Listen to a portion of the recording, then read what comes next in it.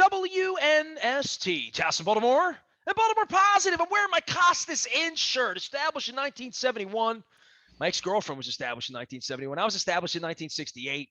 And our friends at Costa celebrating 50 years. We're going to celebrate their crab cake. We're going to celebrate the Fadley's crab cake. Lucas, I have been all over this great state to the east. I have not been to the west. We'll get there this week. I'm going to be having a crab cake at Dutch's Silver Tree in Deep Creek. We're doing the train from Cumberland to Frostburg on Thursday, and then I'm fishing on Friday with Dan Rodrigues. Then on Saturday, I'm going to Antietam. So the social studies Hart and you would honor me for that. I've been off the road, but I haven't been there. I've been to Gettysburg, but been to Bull Run, some other places, Manassas, different places. But I'm looking forward to that.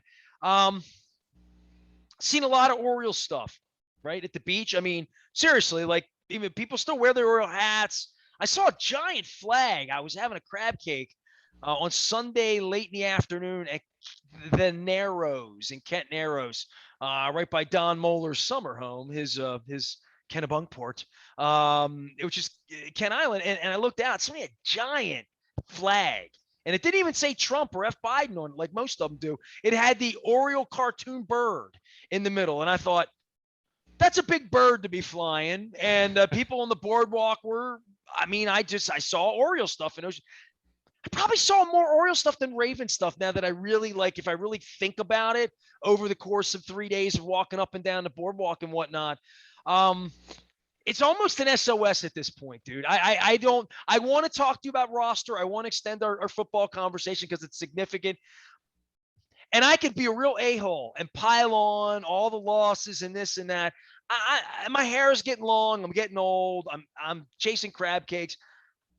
This is just disgraceful. I don't know what else to say other than it's just disgraceful. Yeah, I mean, I don't. For the fans, for what the fans. No, I fully. It's terrible. I understand that, and look, it's awful. I mean, when you're talking about, you're now beginning the third week of, you're now into the fourth week of August, excuse me, and the football team has won more games in the month of August, fake football games, than the than the Orioles have won real baseball games. I mean, one plays every day, one plays once a week. I mean, it's just, it's awful. We knew this wasn't going to be a good season. Let's be very clear about that.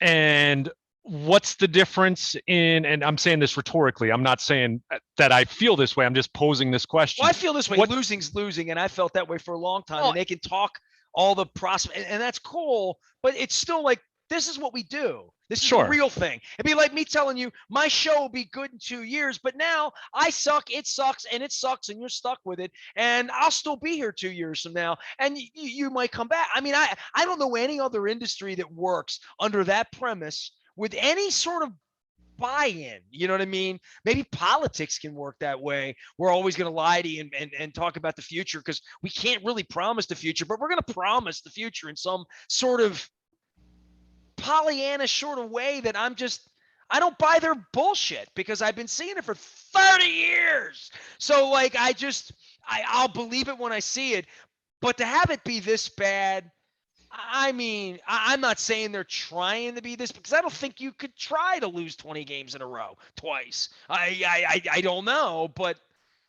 I'm frustrated and I don't even care as much as I used to by far.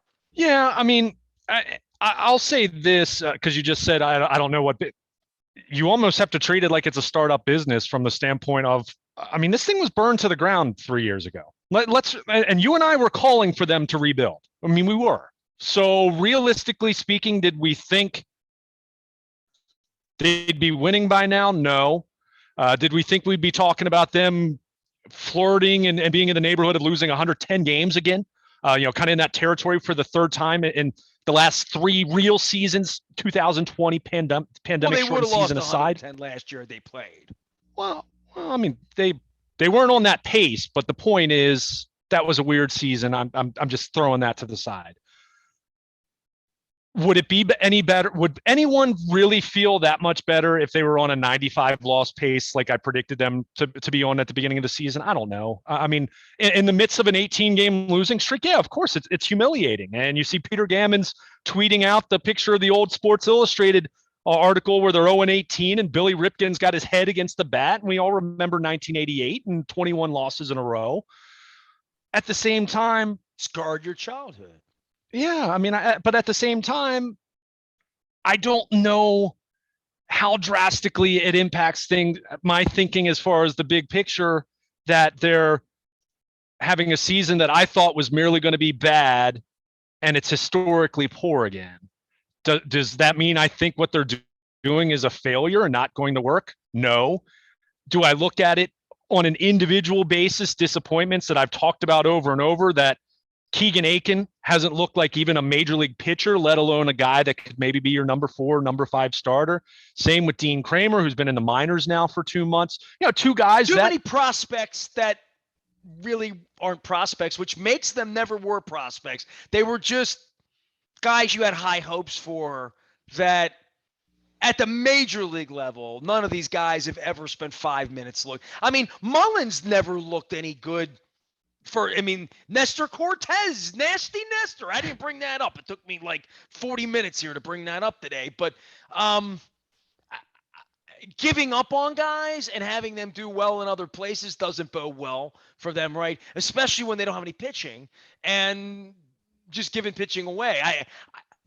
I from a pride standpoint, would have thought that you can say, all right, burn it down, rebuild it and all that. Then you don't hire major league players to play. You know what I mean? They don't have major league players. I mean, that's really what the issue is. When you lose 110 games, you don't have enough major league players, and you probably overestimated lots of Ryan Mountcastles and Keegan Aikens. And I go back to the beginning of time with Drungo Hayeswood and Jim Fuller. I mean, baseball is like that. There are a lot of guys that don't make it. But you have to be prepared for that from a management standpoint to say there's 9 innings, there's 162 games. We have to have pitchers who are major league pitchers and real options. And for me, it's not even about the competitive aspect, but of course it falls back into that. It's the functionality of it. It's getting through it. Again, I thought I was being on the optimistic side, and I clearly was based on how this has gone. But I picked 67 and 95. I mean, that's terrible. Yeah, that's bad. That's a last place team. That's a team that most years is picking in the top 5 of the draft, if not, the top 3 or top 2, depending on maybe in eras where there weren't as many teams tanking and doing this drastic rebuild. But I just look at the pitching, and that's where it is something that to me does reflect poorly on the organization. Look, Keegan Aiken wasn't a Mike Elias Sigma prospect. He was already in the organization. Dean Kramer was acquired in the Manny Machado trade that Dan Duquette pulled off, trading a rental, a guy that they should have traded and moved at least in the offseason, if not a year or 18 months earlier than that. That's water under the bridge now. We can't change that. But there are guys that were touted enough where I'd like to think, if you have some confidence and some conviction in what you're doing from a development standpoint, even if they're guys that you didn't identify as being guys that you really were excited about, give me a sub-5 ERA. Give me someone that's getting you through 5 innings, can get into the 6th inning, at least sometimes. It makes me wonder what the organizational plan was last February and March, other than, well, if we lose 110, we lose 110. We'll pull the sheets over our head. Luke and Nestor will ignore us. Masson will praise us. Football season will start, and we'll just kick the can another year. I thought after the plague, and especially with the way the season began, right, with Means, and there were flashes of promise. I mean, the Means thing was obviously the high water. I mean, everything just fell apart after that, not called Mullins, right? But there was, I mean, look, I'll kick Moeller in the balls. He's not here, but I mean, he called in the day after that. We did a recon, and oh man, they're on schedule and they're going to be playoff contenders next year. And I'm like, pump the brakes. I've watched baseball too long, and I looked at the pitching, and I looked at the washed up guy from the Mets, and I just, what they're bringing in. Looking at Right. Felix Hernandez. I mean, why don't you just go look at, Nolan Ryan? Get Jamie Moyer here to break glass. I don't, when that's what you're looking Yeah. at in February, it's worrisome, but it's not if Means makes 32 starts and looks the way he looked in April and May, because I will give them some oxygen that some of this could have worked out a lot better. I mean, it Right. could have, but the disaster plan was always pretty disastrous. And to your point, the John Means' awesome plan means they win, they lose 92 and instead of 99 or whatever, right? Right. And I mean, there you're losing in a more conventional way where no one's really noticing, right? So you have these long losing streaks. You have a team that has now, overtaken the Arizona Diamondbacks in the race for 1-1 overall in 2022. But and you just alluded to it. I think the plan, and this is where, to me, Mike Elias severely miscalculated the sheer value of wanting to cover yourself. Matt Harvey, Matt Harvey's pitched pretty well since the All-Star break, but we know he was an utter disaster from early May through mid-July, and they had no one else to replace him. I mean, that literally you looked at their best pitching prospects and they weren't ready yet. So, you don't want to rush guys to the major leagues, especially on a team that's this bad. But Felix Hernandez, Wade LeBlanc was another guy that they kind of, these veteran, flyers, reserves, however you want to classify them. Let's be honest. If the Orioles are giving you a look and that the ceiling's 92 losses, and you wind up here, it speaks to how bad it's probably going to go. And many cases, that's the way the story plays out. Once in a while, there's a miracle resuscitation of a career or whatever, but I think we looked at this talent. You looked at this talent. You thought 95 in your losses, and you're an optimist. I mean, you are. You were trying to be nice, and it's gotten off track because they didn't really.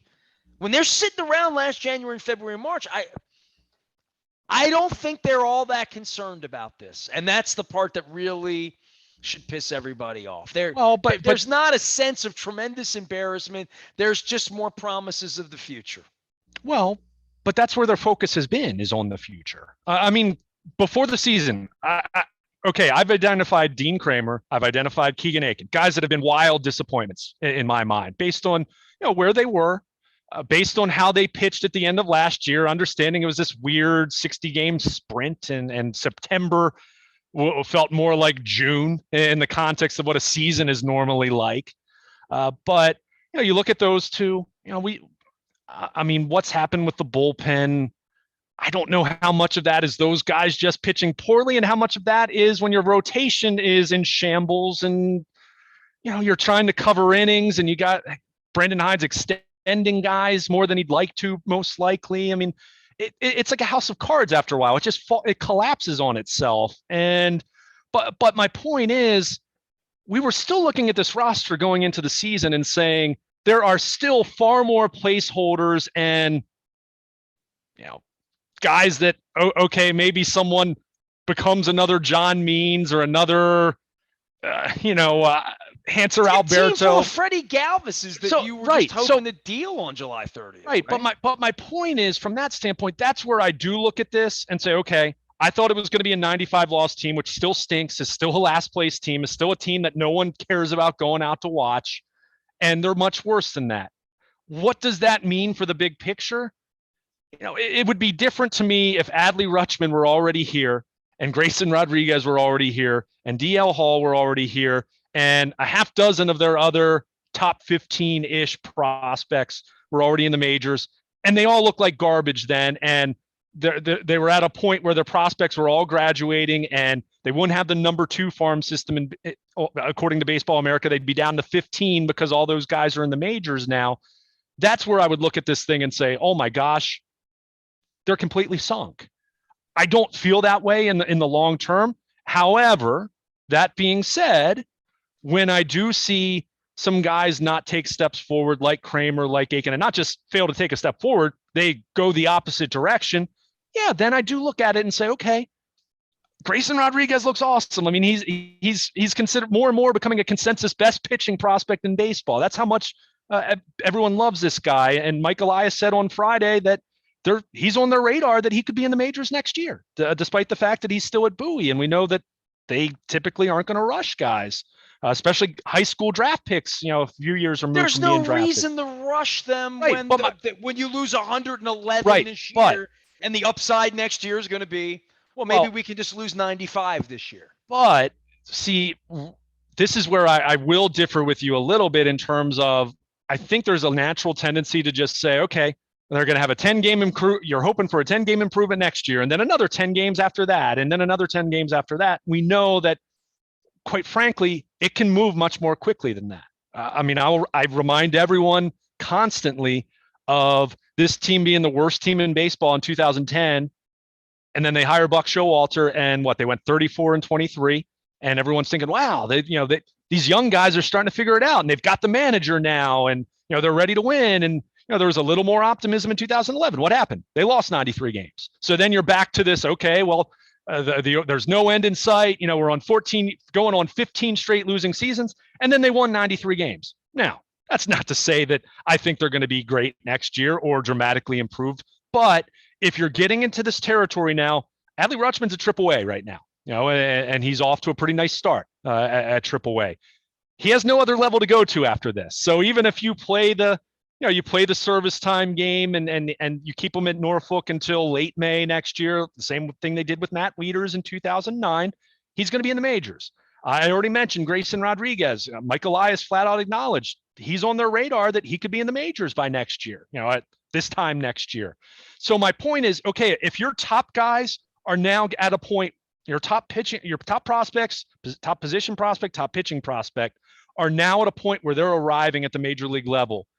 Now then, to me, becomes the time that you need to start fortifying your major league roster in terms of, you're not going out and signing Felix Hernandez to a minor league contract. You're going out and finding J.J. Hardy. And I just mean that in terms of what J.J. Hardy was when Andy McPhail acquired him in a trade in 2011. Cruz. Bring him yeah, up. I mean, but we're just talking about guys that are going to start raising the floor. Good veteran presence, a couple good defensive players at spots where you've struggled in the field. Well, this is where you need a manager that people like that want to come play for, an organization that has some hope. You got to spend money. Rodriguez on the hill winning games, Rutschman behind the plate, sure. Cleanup. That's when this place becomes attractive to pile divers, as Buck right. said. Well, and let's remember, I can recall this wasn't that terribly long ago. I remember when the San Diego Padres signed Manny Machado. Do you recall how many people were saying, what the hell is Manny thinking? I mean, does he not care about winning at all? He's going to the Padres?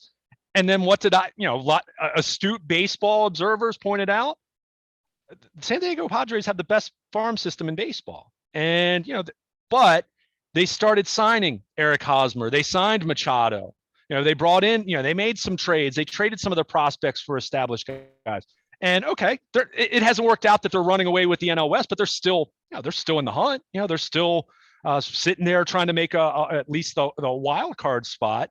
And we saw them have success last year. We've seen that come together when just a couple short years ago, people were saying Manny Machado clearly only cares about the money going to the San Diego Padres. And we've seen, well, they're better now. Why? Because they had a good farm system, and they didn't just settle on their farm system, but they traded certain prospects for areas of need that they didn't have in their system, in the same way that the Astros went out and got Justin Verlander to fortify a World Series run. So I'm not saying the Orioles are going to be an 80-win team next year or a 75-win team next year, but I think what you do need to start seeing is, and Mike Elias was asked about this on Friday, and as is the case with most of these general managers in any sport, because we know how paranoid they are, they're not going to pigeonhole themselves into saying something definitive.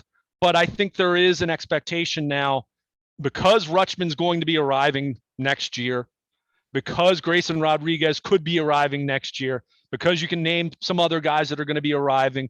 Ryan Mountcastle will be another year older. And I mean, Mountcastle's had, from May on, he's had a nice season. I mean, he's been much better than he was in the first 6 weeks when I was telling you how concerned I was about him. So, Cedric Mullins, maybe he's not going to be an MVP candidate again next year, but he's clearly better than a fourth outfielder like we thought might be the case prior to 2000. Well, it does take time to figure it out, right? And especially with a guy like Mullins, I mean, a lot of other places he would have not been given a chance, never been given a chance, or given one chance and gone. The ineptitude of the organization and the lack of depth has opened opportunities for the Meanses and the Mullins, all of those guys that they're trying to, in the Astro Ball before they all cheated, and they all cheated, that harkens back to we got the most out of that guy, organizational guys that they found when they got here, and get something out of those guys while the Grayson Rodriguez's and the Adley Rutschman sort of marinate and get ready to play. I would agree with you. There's an orchestra. That orchestra's not 2022 here for sure. Right. But what I do think 2022 can be is you start to see a pivot and a shift in starting to make more investment at the major league level. Now, that doesn't mean the payroll goes from, it's 50 some million or whatever it's been this year. I mean, 28th in baseball, whatever it is. It doesn't mean they're going to add $100 million in payroll over one offseason. I'm not suggesting that you'd be dreaming if you thought that, but you start to see more investment being made to add whatever position of need you feel you need, specifically looking at the starting pitching right now. I mean, that would be an easy place to start. And, whether that's via trade, whether that's, throwing some free agent dollars at least a couple guys that are more interesting than Felix Hernandez trying to stave off Father Time for the very last time, which obviously he wasn't able to do. But to me, you want to start fortifying the major league roster because of what you just said. Guys don't come to the major leagues and necessarily have it all figured out from day one. Adley Rutschman might scuffle a little bit here and there, might not scuffle a lot based on how much everyone loves this kid and his talent and his attitude and growth mindset and all the things that made him so attractive as 1-1 overall 2 years ago. But Grayson Rodriguez, Adley Rutschman, DL Hall, you want to throw him in there. We'll see how quickly Colton Cowser moves. We'll see how quickly Gunnar Henderson, Jordan Westberg move. They've got a number of really interesting prospects now. But you can't this isn't just a case of you can continue to not put any resources meaningful resources whatsoever into your major league roster. And then these young guys are just going to come up and put the entire team on their back. That's not how it works. In the same way that when Manny Machado was called up in 2012, he wasn't their best player instantaneously. They had a core of veteran players, Adam Jones having a great year, Nick Markakis, go down the Chris Davis coming into his own as a guy they acquired in a trade that wasn't, he wasn't considered, a big deal at that point in time. It was kind of guy that had looked like, Texas kind of gave up on this guy, and we saw what he became before he became what he was at the end. Well, Nelson Cruz was like a community leader, right, and right. I mentioned. Well, that was a couple years later, right? Sure, but yes, there has to be recruiting those kinds of people. No and question. Having them be leaders. No question. And that's where, to me, this offseason is going to be key. I think now this offseason is going to be the time, in my opinion, because you're talking about Rutschman arriving next year. You're talking about Grayson Rodriguez potentially being here. And look, putting aside the complete unknown that is the CBA right now, let's just assume it's the same system. Adley Rutschman gets here, the clock's ticking, right? You need to maximize the window of time that he's going to be on. Even if you extend him and make him one of the highest paid players in baseball 6 years from now, 5 years from now, whenever it is, the point is he's going to be cheap and under club control. You want to maximize that. You don't want to be in a position where you stink for 3 more years when Adley Rutschman's here. You want to be in a position where you're at least starting to make some strides, and maybe by year 2, year 3, you feel like, all right, it's time to go. It's time to compete now. So we also need to get Adley Rutschman to believe that.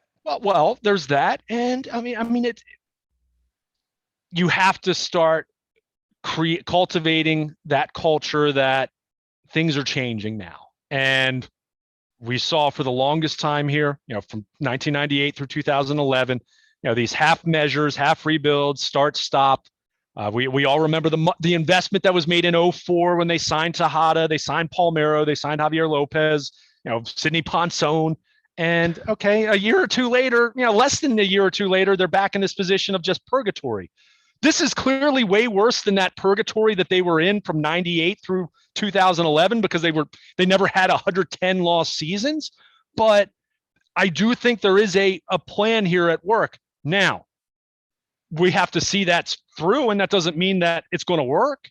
But I do think there is a plan there. But I think my point is we're getting at a stage now where if you want this thing to work, I think you're going to have to start seeing resources pumped into the major league roster. And you're not even thinking about it in terms of, well, we want to try to win 70 games next year, or we want it to be 72 games, or we want it to be 78.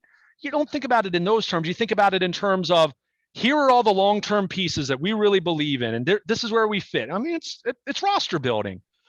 And we feel we're good at catcher, obviously. We feel that Grayson Rodriguez, if he's not going to be a number one starter, we think he can be a hell of a number two starter, but we still have these rotation spots to fill. We have these guys on our list of players that, pitchers that we believe in.